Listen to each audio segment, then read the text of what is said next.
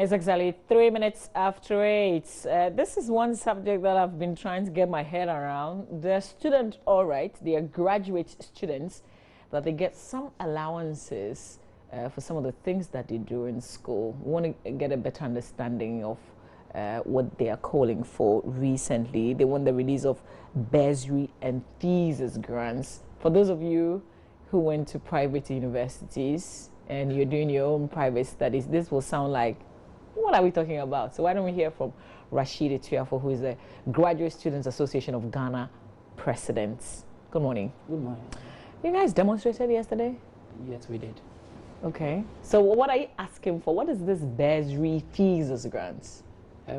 It's something I call peanuts.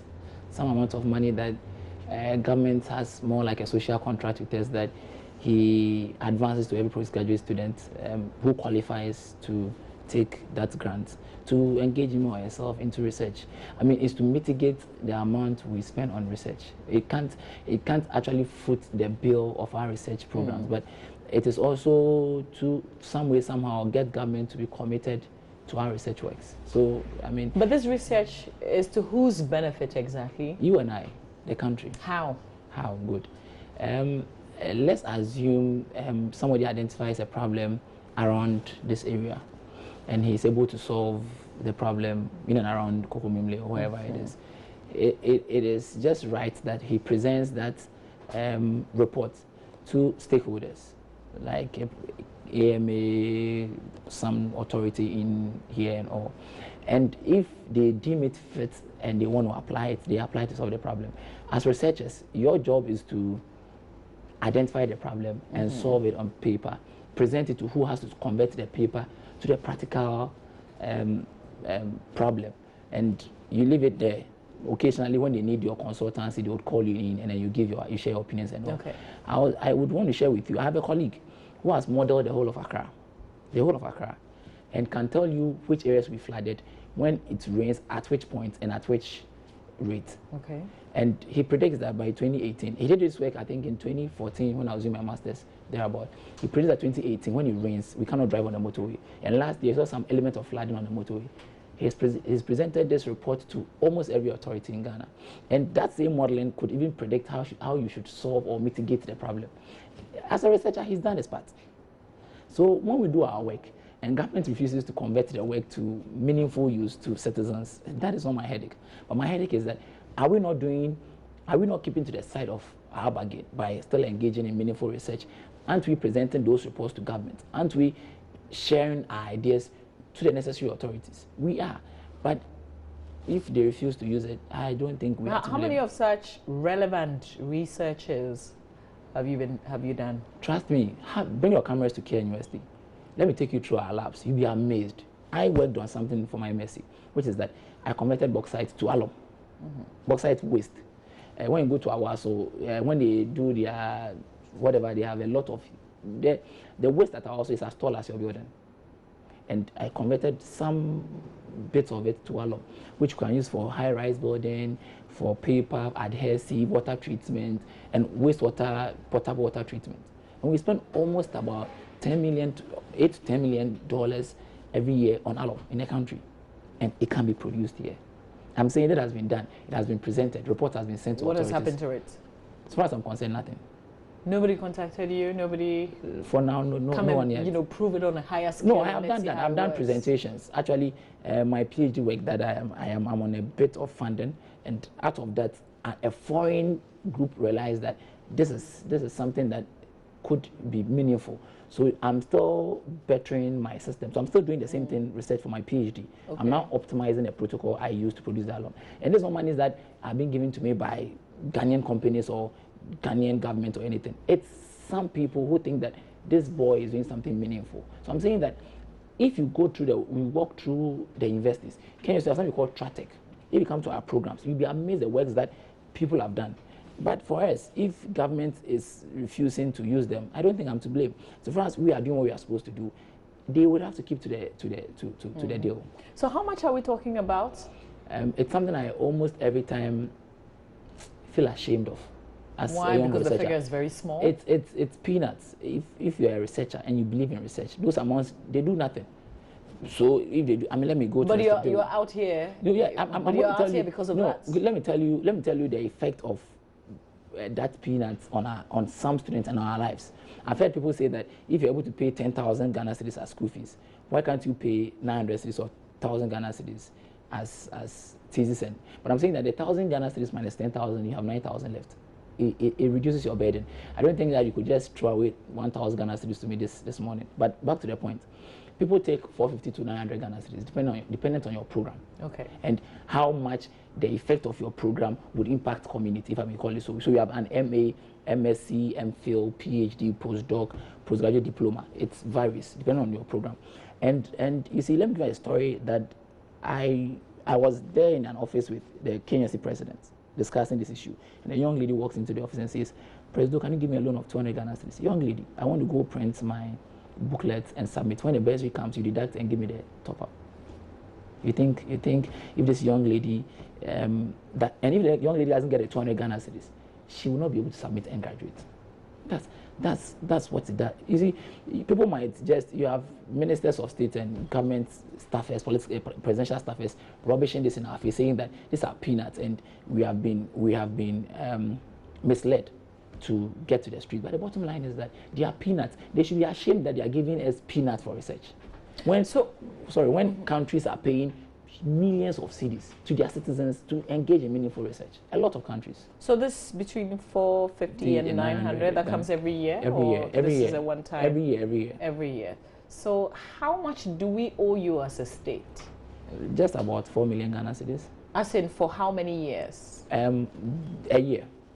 Which is 2015 or 2016 academic year. We have started the 2016. You see, this is where we are worried. 2015-2016 academic year has gone past us, and students are supposed to graduate. Students are crying. We have started another academic year, 2016-2017, and there are no signs of we having access or otherwise of our bursaries of 2015, let alone starting the process for 2016. And I have heard that, I've heard comments that you've jumped protocol. This is ideally not the way to demand for your monies. What's the process like? Which is the protocol? Let me take you to what we have gone through. In October, we wrote to the president. Actually, Scholarship Secretariat handles our bursaries. It's another office of the president. So we wrote to them saying that we emphasize this thing has been year on. Please, this year, in October last year, please try and make sure you pay us as soon as possible. So students can get it in February, and then they work on March, April, May. They are done with their research, they graduate and go. And they wrote to explain that they have instructed the Ministry of Finance to work things out with the scholars to pay us as soon as possible. I will furnish you with some of the letters. Soft copies, I would send them to you so you could see it yourself. And then we went to sleep, hoping that they will keep to their word. Nothing came in January, February, March. We wrote again. Nothing came. And this time we wrote to the Scholarship Secretariat, thinking that if the presidency has instructed the Ministry of Finance and Scholarship to work on it, we wrote to the Scholarship Secretariat, copied the Finance Ministry. Nothing again was said. In June, Legon president wrote to them, president, chief of staff, parliamentary select committee on education, finance ministry, just name them. We wrote to them. We met, more than 10 letters. I sat in a meeting with Honorable Samuel Kujeto Ablakwa. The first meeting was very helpful. He tried reaching the Minister for Finance to ask why it's delayed, because approvals had been given long ago, about 6-7 months ago. So he, as far as he was concerned, was thinking it had been paid. And we expressed our displeasure to him. He said, oh, hold on, give me some time. We gave the Honorable Minister about 3 weeks. We then wrote back to all stakeholders, this is delaying. We are in September. We are supposed to start the process of filling forms for another academic year. What are you doing to us? We actually didn't receive any response until we organized a press conference. Then we were invited to another meeting. And in the meeting, we were given a letter. This was at whose invitation? The Deputy Minister of Education, Samuel Kujeto Ablakwa. In the meeting, he handed us a letter. And in the letter was stated that that same process, we have instructed the Ministry of, the Chief Director at the Ministry of Finance stated that he has been instructed by the President to pay us our bursaries as soon as possible. And he made reference to a letter we wrote in October. October 2015. I could, if you allow, I could give you sort of, I could send, so you rate your October 2015. He made reference to that letter. So it means that as far back as 2015, we started the diplomatic. When did he say he was going to?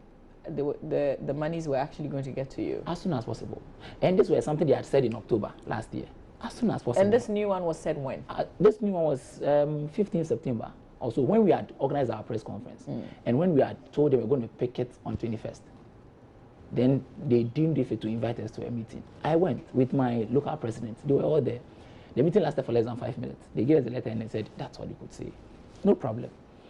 Then we thought it wise that, okay, as soon as possible, let's call off the picketing on the 21st of September. Let's give them another 2 weeks, hoping that as soon as possible. It means that we had met him a week earlier, so Wednesday we didn't go, and nothing came out. So we decided that then we would probably move to the Ministry of Finance ourselves to go and ask, what is it that is there that they are refusing to pay us our money? And I think thankfully yesterday our demonstration yielded results, as far as I'm concerned. It yielded results. How? You got your monies? I was shocked at the response from the Deputy Minister of Finance. He told us in our face that it is the first time he's hearing our issues. And meanwhile, we showed to him letters that had been copied him, not the Ministry of Finance, Deputy Minister of Finance. Let me give you an example. The letter that the President, the Chief of Staff, or the Presidential Secretary wrote to their ministry, he was copied. The letter that was written to us from the Chief Director, Acting Chief Director, Mr. Nomo, he was copied. But when he was addressing the press, he stated that that's the first time he's hearing. So when is he going to resolve it? The result was that thankfully the one who is supposed to pay us, has heard our problem. Okay. So that means we got some results. And he said we actually gave him 72 hours to look through the documents you've given him since it's the first time, and then get back to us. Okay. So how many of you? What's the number? Oh, if I could state this. These things are organized disjointedly, and we don't coalesce it. But we are told almost about 30,000 students. 30,000? Almost about around that figure. But it's not everybody who applies that gets. Okay. It is a job of the scholarship secretaries to prune. Oh, okay. There are some, naturally we are students, in as much as we are graduate students. Some students who do not qualify would want to get themselves in there. So we that's the point.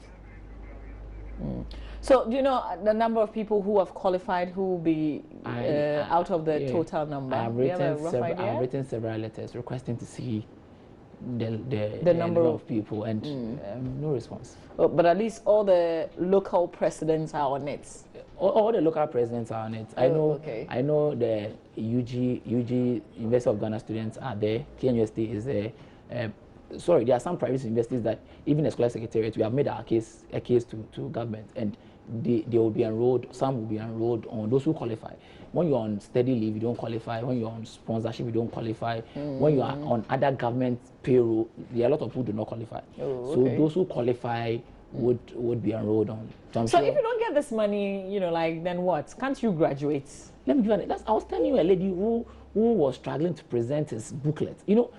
Some courses are very expensive, the printouts. If you're an architecture student, you could just do printing of almost 400 Ghana cedis. Yeah, but that's what it takes for you to be qualified to work in that field. And you know that once you're done with school, you make a lot more money. You think so? I don't want to go into the field of unemployment. It's not my purview. I don't want to go there. You're not jobless. You're in school. But it's school job. No, school is not job. No. That's why I'm saying that you're not jobless, See, are you? I do private stuff. I do my personal consultancy stuff. But so we shouldn't even be giving you this hold money. On. It's not about my person. That's the point. It's not about the person, the graduate student who sits in a Land Cruiser. But it's about the other graduate students who comes from Nyino Nyaze in a village somewhere in the central region, where the Deputy Honorable Minister for Finance stays, or his constituency, a typical village, where they might not be able to take. You see, you had people, the nurses were demonstrating that. You get up in the morning as graduate student and you call Madam, can I get 200 Ghana cedis to go and print my booklet? It's not shameful as a graduate student. So why don't you get a job on the side?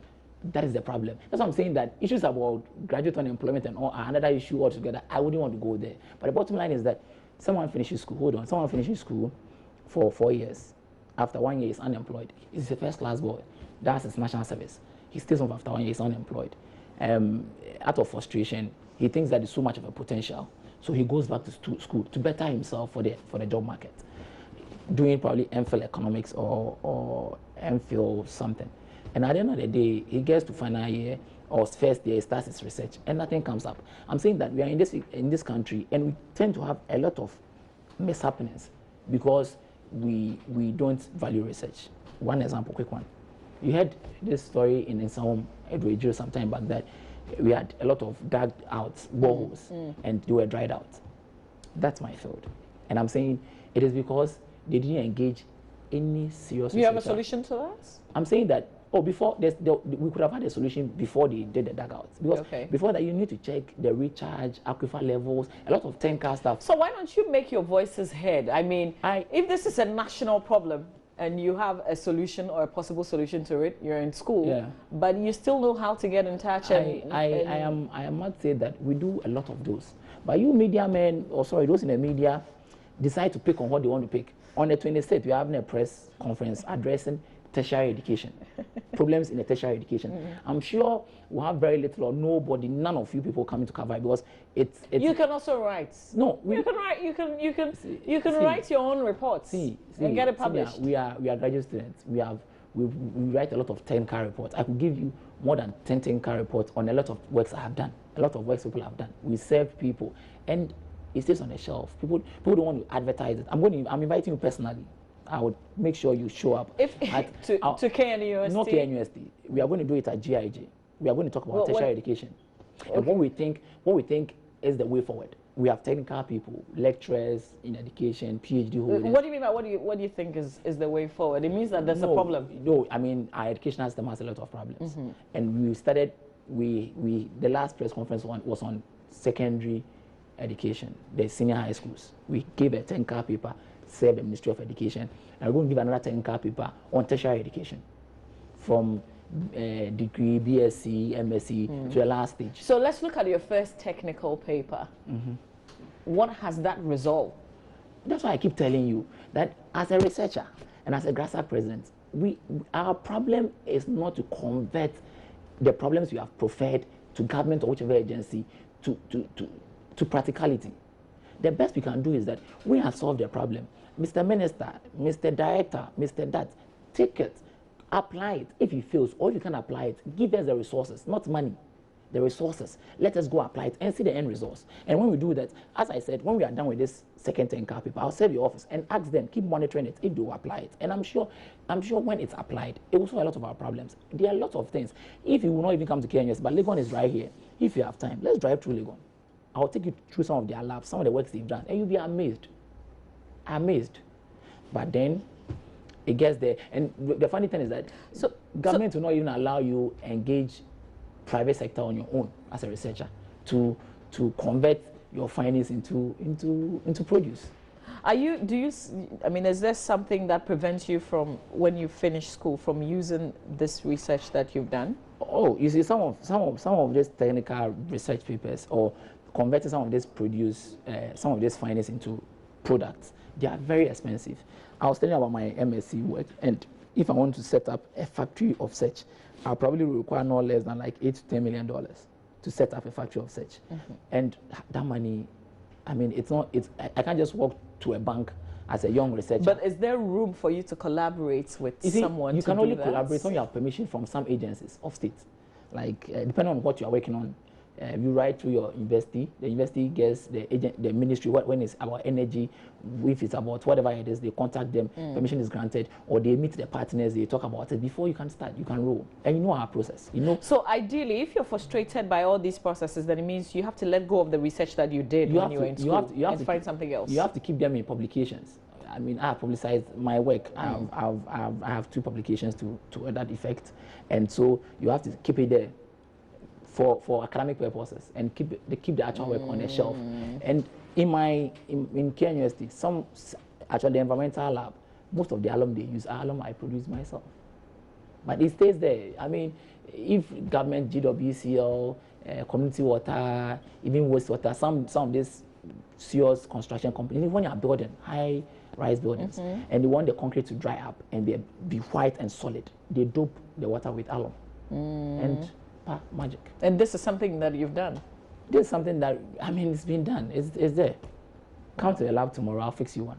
Yeah? Oh, yes. You build a high-rise. No, not high-rise. I'm trying to say, oh no, I can't. I can't afford that. What I'm saying listen, is that, okay, we're all young people. This issue of, and I followed through and nothing happened and that's it. I mean, there should be a way around it. Like what? Don't you think? Help I don't know. me. There should be a way No, around you see it. what I'm saying? That like there should be something. We cannot just say no, and they didn't do anything, so that's it. I hate to give up.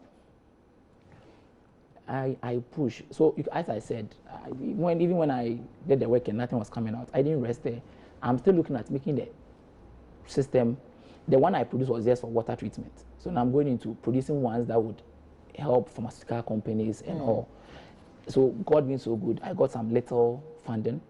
I don't have total funding. It's partial, and I am looking into optimizing, making the process a better one, like making it the best of process. So if you are in, say, Korea and want to produce alum for pharmacists, you could just use my method and it would work. Oh, okay. Good. So now that's what I have not given up. So it's a formula that you're owning? Yeah, the formula that KNUST is owning through me. Okay. I can't lay claim because to you're it. a student there, and the research is part of that. Yeah, even if I'm done with school, until I get permission, I may not be able to, unless I patent the protocol, like the process, I may not be able to own it. And patenting it in Ghana is also another. So do you get your colleagues together and say, listen, let's try and do some private stuff?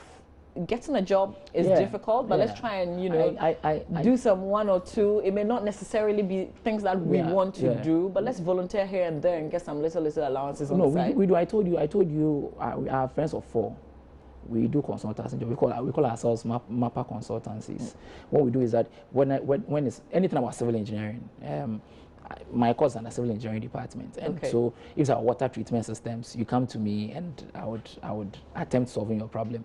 If it's about structural defects, you come to us, we'll solve it. So we are friends. We are trying to make ends meet, and for me, that's the best way. What I mean is, stop chasing this 450 to 900 and do something on the side. But I'm telling you that I keep asking people like yourself. Let me ask you this question.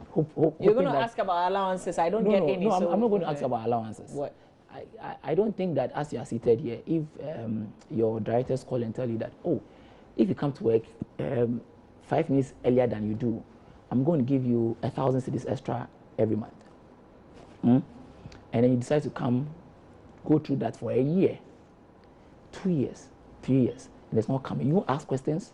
Is that your situation? No, I'm asking you. You won't ask questions. Because your situation and my situation is different. No, please. You're a student. No, hold on. You are a worker. Yes. And you are working for them. We are working for government. That's what you refuse to understand. I am engaging in research that I cannot use for my personal gains. I'm doing that. You see, as a student, I can do personal research works, like the consultancy jobs. That is my side issues. That is not for government. But as far as I'm doing research work that would help me graduate, and most of the researchers would be in the universities, and the government can always go lay claim to it. That's fine. Let me give you a story about Wisconsin.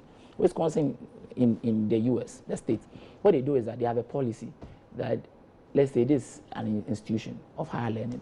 They say maybe 20-meter radius, any industry around this area should contribute probably 0.1% of its profits into a research fund. So students could apply into it. If you do that, and the industry needs anything from research, the industry goes there and pick it up for free. It's happening there. But all I'm saying is that in our country, I cannot, unless I go to a private company and I thought I could do this. But it is what I'm going to do for them is different from what we are going to do as a master's work. Until that, I can't do anything. Rashid, we have to leave it here. We hope that, I don't know, how long are you giving them to pay you? Oh, we said as soon as possible. But you know, my last words to you. My last words to you. See, this fight, it isn't a fight of Rashid and some few friends or some few graduate students. I think that as a country, what it should be asking is that government probably should give us huge sums to do research. And what journalists should be asking is that when we do their research, we should get a platform where we display this research to them and insist that they apply them. Hang and on. see, in your own terms, the peanuts, the sopi they are giving you is not even coming. You want more. No, the point is that you see, I hear people say a lot of things about Malaysia, a lot of good things about Malaysia, and they are spending almost about $20 million in research a year. And you want to compare yourself to them? They came to learn how to plant this palm tree in Ghana. Yeah, we know how the story ended. And you know, so thank you for being here. So you know we'll catch up with you. Hopefully the ASAP is like tomorrow. I hope so. But thanks. So. It's been interesting. We should get to know a lot more of the works that you guys do on campus. I think find time that should be the next level for us. Find time and come. But we're grateful that you can make it. Thanks today is World Heart Day. What are you doing to keep your hearts alive? I try exercising every morning. I hope. And you think it's working? It does some magic. It keeps this thing a bit down, not too down, because I eat late, but it's a bit down, not too down. All right. I'm not aiming at 6 packs anyway. Okay, so I've got some statistics to share with all of you on this day of hearts. And Benis Abubedu has also been talking. So some of you will share your tips with us. We'll share it with everybody else. Stay with us.